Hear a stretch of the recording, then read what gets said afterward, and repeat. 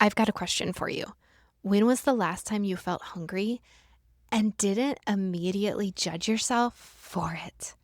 Maybe you grabbed a protein bar because you were supposed to. Maybe you grabbed another coffee instead. Maybe you told yourself, I'll eat after I get one more thing done. Or maybe you become so disconnected from your body that you honestly don't know whether you're hungry at all. If that's you, today's episode is going to feel like a deep breath because hunger isn't your enemy. It's one of the ways your body was designed to care for you.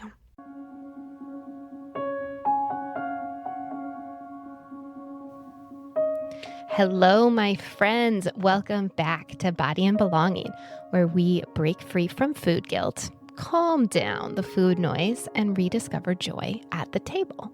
I'm Jamie, a registered dietitian, and each week we explore the deeper reasons why we struggle with food and why we have such a hard time feeling like we belong in our bodies. I blend gentle nutrition with nervous system awareness, and I teach you biblically rooted health principles to move you away from dieting and restriction and into care and nourishment. So grab a seat at the table and let's dive in. This is part 2 of our Body and Belonging reset. Last week, we talked about how our relationship with food begins with our beliefs, not just our behaviors. And today, we're talking about one of the most misunderstood parts of eating well: hunger. Not emotional eating, not meal plans, not macros, just hunger. Can you listen to your body instead of fearing it? Because if we can't recognize or trust one of our body's most basic signals, it's really difficult to build a peaceful relationship with food. So, somewhere along the way, many of us learned that feeling hungry was either something to avoid or ignore. Maybe you were praised for being good and waiting for your meal as a kid. Not bad, but repeated messages get ingrained and sometimes have unintended consequences. Maybe you got in the habit of skipping lunch and your body just quit giving you a hunger signal at that time because you weren't listening to it. Maybe dieting taught you that ignoring your hunger was a sign of really good discipline. And eventually hunger stopped feeling like information and it started feeling like failure. Maybe you didn't eat good enough at the previous meal. Maybe you didn't get enough protein at the last meal. Maybe you waited too long to eat. Maybe you didn't prepare well enough. But the immediate feeling that followed the hunger was guilt or shame or frustration or failure. But here's the truth. Hunger isn't a character flaw. It's communication. Your body isn't betraying you. It's talking to you. Now, one of my favorite examples of this is watching little kids eat. When they're hungry, everybody knows it. When they're full, they're done. And when they don't like something, they're not subtle. They haven't yet learned all the rules that adults carry around food. Now, obviously, as parents, we still need to provide structure and guide food choices and encourage curiosity. But children do remind us of something important, that we were created with internal signals that, under supportive conditions, can help guide our eating. The question is, what happened?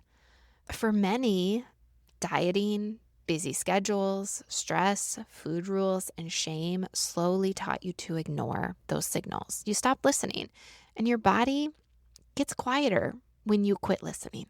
Another part of this conversation, and this is something I've learned since I first taught this material several years ago, was our nervous system matters. When we're constantly rushing, when we're living in survival mode, eating in the car, answering emails over lunch, our bodies don't always send or receive hunger or fullness cues as clearly. Also, if there's any neurodivergence or ADHD, those bodies often don't notice hunger until you're absolutely starving. Other times, stress will leave you feeling like you're hungry all day long. Neither response means your body is broken. It means your body is doing the best it can under the circumstances. A question I get all the time is, how do I know if I'm actually hungry? So I have a simple framework for you. Physical hunger usually builds gradually. You often notice it in your stomach or in your energy. Most foods sound appealing. A sandwich? Sure. Soup? Okay. Leftovers? That'll do. A craving is different. It's usually specific. It's, I need something crunchy and I need it now. Or I want an ice cream. Or I need chocolate. And sometimes a craving happens in addition to you being generally hungry and those foods sound good. Other times your brain is specifically looking for that craving to meet a desire. Maybe it's a desire for comfort or for stimulation or for celebration or distraction or stress relief. Neither is something to judge. It's simply different experiences that invite you to respond with different types of care. A simple tool that you can put into practice in the week ahead is a hunger scale. Not because you're going to follow it perfectly, not because every meal has to start at a 3 and end at a 7. I'll explain in a moment, but because it teaches awareness. So think of a scale from 1 to 10, 1 being so hungry, you're nauseous, you don't feel good, you waited way too long to eat, there's 0 energy, and you're hangry. That's a 1 on the hunger scale. Now think of a 10. 10 is after Thanksgiving, stuffed to the gills, also sleepy, also maybe a little nauseous, also not feeling good. But it is obvious that you ate too much. Maybe your belly is distended.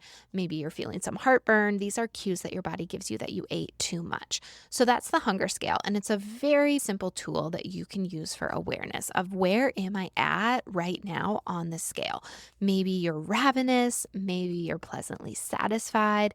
Maybe you're eating simply because the clock says it's lunch break.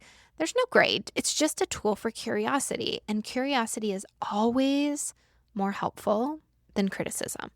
Side note, it's also a great tool for kids because, like I mentioned earlier, when kids want something, they want it now. And using this hunger scale of, okay, where are you at on the scale, can help cultivate their awareness. And as our kids get older, we want there to be more of the principle behind the rule instead of the food rule. We want the principle behind the meal times and less about the exact meal times. We want to cultivate independence with food. We want to cultivate food freedom. And using this tool for your kids and for yourself helps build that awareness. So in the week ahead, before one meal each day, I want you to pause for 5 seconds and ask yourself 2 questions. 1, how hungry am I? Think about where you're at on that scale. And 2, what does my body need right now? Notice I didn't ask, well, what should I eat? No, we're practicing listening before solving. And that's a skill that grows with time. Our verse for today is Psalms 139:14. It says, I praise you because I am fearfully and wonderfully made. This includes the systems that God designed inside our bodies, our hunger, our fullness, our taste buds, our ability to enjoy a shared meal.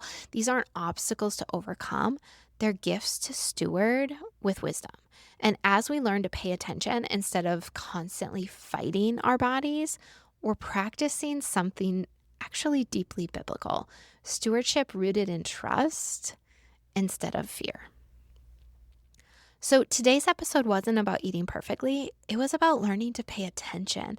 One thing I know is that healing rarely begins with a dramatic change. It usually begins with noticing. So next time we're going to talk about one of my favorite topics, which is mindfulness. And before you tune out because that sounds trendy or intimidating, let me reassure you, this isn't about emptying your mind. It's about being fully present to the gifts God has already placed in front of you. I'll see you then. This episode resonated with you? I'd love to hear from you. Send me a message on Instagram. I am at dietitian Jamie, and tell me what's one thing you noticed about your hunger this week that surprised you. The goal isn't perfection, it's awareness. And every small moment of awareness is another step towards peace at the table. Also, if you have a friend in mind who wrestles with her relationship with food, would you send her this episode? I know there are so many women longing for this message, and you can help it get into the right hands.